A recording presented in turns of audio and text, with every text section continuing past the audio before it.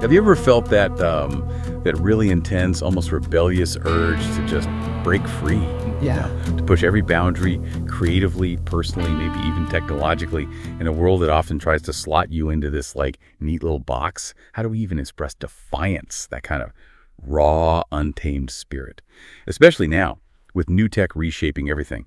Well, today we're diving deep into a track that doesn't just ask these questions. It sort of embodies them. It challenges how we think about art, identity, creation itself. We're talking about Entar Santiago's debut single, Scuzz. And look, this isn't just another song. It's this really powerful, unapologetic mix of raw human feeling, cutting-edge AI, and a seriously provocative message. It might even redefine what scuzzy means. So in this deep dive, we've gone right to the sources. We've got the lyrics themselves, which are incredibly direct. We've got a fascinating, kind of unfiltered peek into the pre-production vision for the music video, and wow, that's really something. And of course, the official press release from the band, which lays out their whole mission. So our goal today, to unpack all these layers, the meaning, the really provocative imagery, and the kind of revolutionary way Scuzz was made. This is your shortcut to really getting this track, which is totally genre-defying, and the timely, sometimes uncomfortable themes it tackles. It's a chance to see how creativity, tech, and like super personal expression are coming together in ways we're just starting to figure out, and how that can lead to something truly rebellious. Okay, so let's get into it. The heart of Scuzz, I mean, it hits you right away with the lyrics. They're so direct, almost confrontational, in their defiance.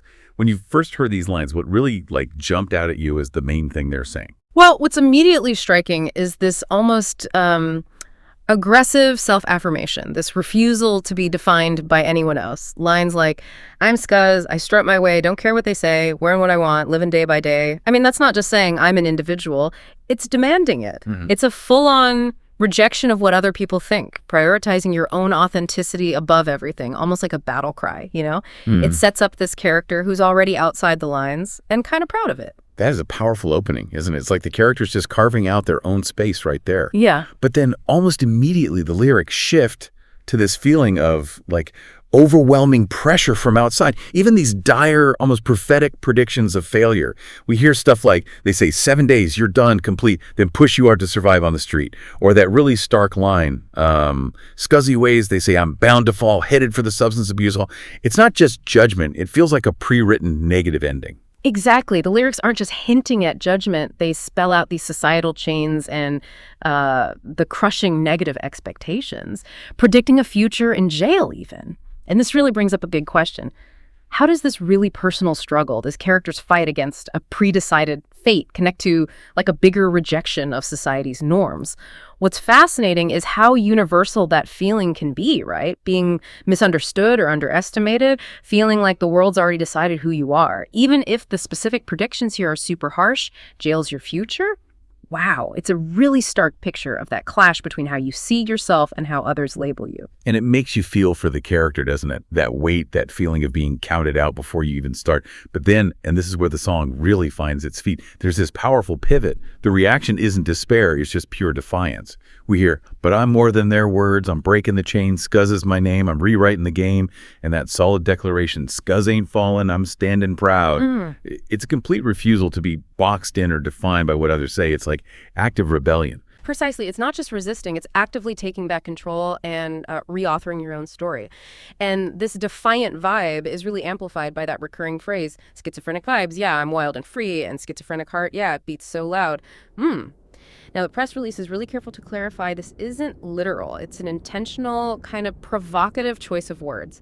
It's meant to convey this unapologetic energy, a free spirit, capturing that raw, uncontainable force of someone breaking free. Almost like their mind is just running on a different frequency, wilder, one that others just can't grasp or control. It's a really powerful reclaiming of a term, turning a label that might be used to dismiss someone into a badge of untamed individuality. That's such a key distinction, yeah. It's about that untamed energy, that fierce refusal to be conventional or, easy to swallow. And that energy isn't just an idea, it's a feeling, right? Something a lot of us recognize from times we felt pushed into a box, pressured to fit in, just wanting to break free and be ourselves, no apologies. The song really taps into that deep human need for authentic self-expression. Okay, so building on that raw energy, the music video concepts for Scuzz seem to take these themes and just explode them visually in a really provocative way. This is where it gets really interesting. Because the vision laid out in these pre-production notes, it's genuinely wild. ambitious, and honestly, pretty challenging stuff. Looking at these notes, what parts really strike you as pushing the envelope visually, maybe even challenging our comfort zones? Well, the notes for the video show this really deliberate, almost audacious attempt to visualize scuzz in incredibly varied and challenging ways. It's not about just one type of scuzz, but this broad, often uncomfortable look at its many forms. From like personal mistakes to systemic injustice. It seems designed to break down our easy categories. Exactly. The notes describe everything from, okay, this shocking image of rich people being scuzzy drugs, sniffing coke from anus, Yeah. right alongside street people scuzzy, all kinds of scuzz, high and low. That immediately messes with our, often class-based ideas of what scuzz might be. It makes it clear this isn't just about one group. It's like everywhere. High society, down on the street. And that breadth is absolutely key. The concepts also include things like animal scuzz violence, bear mauling, a really raw, natural take. This suggests scuzz isn't just like a human thing or a moral failing in their view. Maybe it's presented as something more primal, inherent, untamed in existence itself. It pushes you to think about scuzz beyond just human actions, maybe into the fabric of nature. Then you get these super specific, almost movie-like, and frankly unsettling characters and scenes, like scuzzy, dark-hair Tyler Robinson assassin carves memes into bullets. That's disturbingly precise. And scuzzy orange-faced politician Icy E. Scuzz takes mother from crying baby. That hits a really raw nerve, politically charged. And they clearly don't shy away from showing powerful figures as scuzzy either, right? Scuzzy celebrities, gunpowder and explosions, Machine Gun Kelly, Napoleon. It's not just a list. It's like these potent, jarring images thrown together. What's crucial to get here, I think, is that these are described as intended visual metaphors for the song's themes, defiance, judgment. The sources present them as ways to show scuzz across this huge spectrum, not necessarily to endorse or condemn any specific group or action. The idea seems to span everything from individual ambiguity to systemic failures, even historical wrongs. The goal appears to be to make you think by showing scuzz as this pervasive, complex thing, not just a simple label. It really forces you to confront the uncomfortable idea that what we might call scuzz shows up in countless ways: personal, political, mundane, even monstrous. Right, and it even touches on systemic stuff with references like Ayatollah, Hamas, scuzzy rehab, and scuzzy jail, and historical points like white man takes land from Indians, scuzzy scalping. It's this comprehensive, unflinching, and seemingly impartial look at different ways this concept appears. It really makes you pause, doesn't it? Seeing scuzzy painted so broadly, personal to systemic, it's not just uncomfortable. It's almost like an attack on our neat ideas about morality and class. Exactly, and that discomfort feels very deliberate. It seems designed to dismantle our easy boxes of good and bad, us and them, pushing us to question the whole framework we use to judge others, maybe even ourselves. It's like a visual manifesto shouting, challenge your assumptions. Yeah. It forces you to ask, what does scuzzy really mean to you? And how might you redefine it after seeing all these different examples spanning such a huge range of human and natural stuff? It's a call to look past simple labels, See the complexities. So, okay, we've got these defiant lyrics, these really provocative, sweeping visuals. What does this all mean for how music gets made today? Because scuzz isn't just about the words and images. It's also proof of this truly groundbreaking, kind of revolutionary way of making music now. Yeah, this is where Entar Santiago really sets itself apart, positioning itself right at the forefront of something new. The band, formed by Corey Chambers and Santiago Palacio, isn't just making music. They're pioneering a new creative process, one that fundamentally challenges our ideas about authorship, about art itself. Santiago Palacio is the main writer and performer, acoustic guitar, vocals. He brings that undeniable human soul, right? But the innovation, the really deep dive part, is how he's doing it. Exactly. This is where that phrase, fusion of human soul and AI innovation, comes in. It sounds almost sci-fi, but it's happening right now. The press release specifically mentions collaborating with XAI's SuperGrok for the writing. It doesn't stop there. They use Suno.ai for innovative musical technology and AI-driven production to really shape the sound. Now, when we hear SuperGrok for the writing, it makes you wonder, right? Was it like brainstorming lyrics, refining metaphors, maybe even drafting structures that Santiago then made his own? And Suno.ai for AI-driven production, that could be anything from subtle sound design to complex instrumentals, totally changing the soundscape. How do these different AI tools layer together to make something that's both cutting edge and still feels so human, especially for a song this personal? That's a really good question. Their approach suggests AI isn't just a gimmick. It's built into the creative foundation. While the sources don't give us the exact prompts or processes, the fact that Supergrok, an LLM known for creative text, was involved in the writing points to a deeply collaborative lyrical process. Maybe it helped find unusual phrasing, explored different emotional angles, and Suno.ai, which can create music from text prompts, would let them experiment with sounds and arrangements maybe impossible, or just way too time-consuming otherwise. So it seems less about AI replacing the human and more like it's extending Santiago Palacios' creative reach, letting him articulate those schizophrenic vibes with, like, unprecedented sonic and lyrical depth. And even with all this AI involved, the band strongly emphasizes the song's authenticity, its personal roots.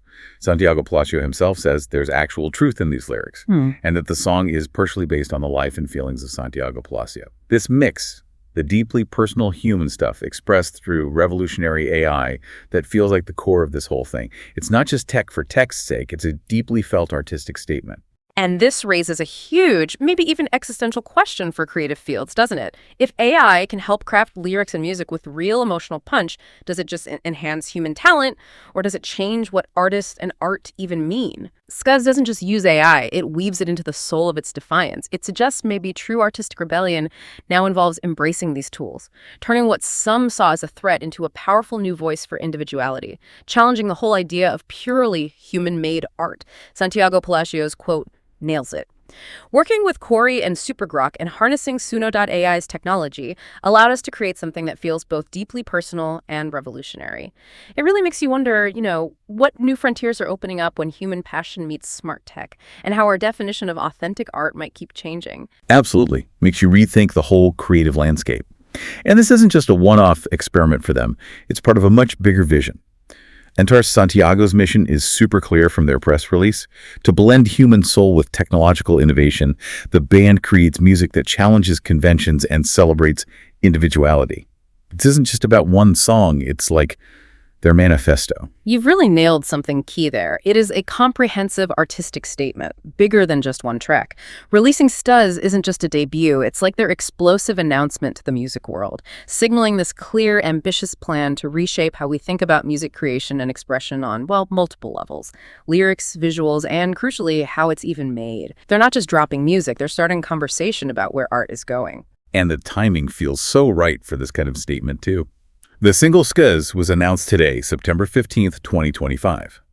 And it's out now on all major streaming platforms, so you can literally go check it out right now and hear this fusion of soul and tech yourself. And the band says clearly, fans can expect more genre-bending music as they continue to push the boundaries of artistry and technology. So this isn't just a taste, it feels like the start of a really interesting ride. Yeah, if we zoom out to the bigger picture, Entar Santiago is placing itself right at the cutting edge of a new wave. Not just in sound, but in its whole creation process and philosophy. They're making a bold statement not just about personal freedom and that defiant spirit, but also about the incredible tools we now have to express that freedom. It's about how far creativity can stretch, how deep it can go, when you augment it with this tech, and what kind of provocative dialogues that whole process can spark.